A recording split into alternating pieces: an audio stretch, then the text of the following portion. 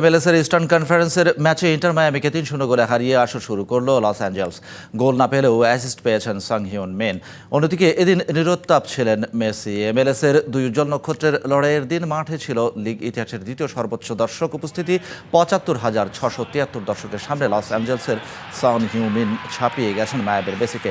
৩৭তম মিনিটে ম্যাচের প্রথম গোলে ডেভিড মার্তিনেজকে অ্যাসিস্ট করেন সান।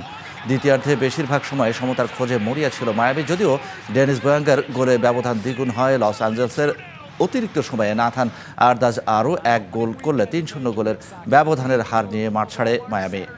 লা লিগার শীর্ষস্থান পুনরুদ্ধারের বিষয়ে আজ বার্সেলোনার প্রতিপক্ষ লেভান্তে ক্যাম্প নৌতে ম্যাচ শুরু হবে রাত ৯:১০টায়। অন্যদিকে ইপিএলের শীর্ষস্থান ধরে রাখতে টটেনহামের বিপক্ষে জয়ের বিকল্প নেই আর্সেনালের। হটস্পার স্টেডিয়ামে রাত 10:30টায় মুখোমুখি হবে দুই দল।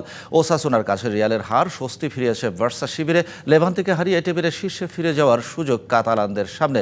শেষ ম্যাচে জিরোনার মাঠে ২-১ গোলের হারে কিছুটা ছন্দ হারিয়েছিল হ্যান্সি ফ্লিকের শিষ্যরা। টেবিলের তলানিতে থাকা লেভান্তে যদিও সহজ প্রতিপক্ষ ইয়ামালদের জন্য ২৪ ম্যাচে মাত্র ৪টি জিতে টেবিলের ১৯-এ লেভান্তে। অন্য ম্যাচে টেবিল টপার আর্সেনালকে আতিথ্য দেবে ১৭তে থাকা টটেনহাম। হঠাৎই যেন ছন্দপতন হয়েছে গানারদের। লিগের শেষ ৩ ম্যাচে জয় পেয়েছে ৩টিতে। শেষ ২ ম্যাচে ড্র করেছে ওলভস ও ব্রেন্টফোর্ডের সাথে। বিশ্বের নানা প্রান্ত থেকে রেমিটেন্স লেনদেনে নগদ নিয়ে এলো হার না মানা হার অফার। সর্বনিম্ন ১০,০০০ টাকার রেমিটেন্স নগদে পাঠালে স্বর্ণের হার জেতার সুযোগ।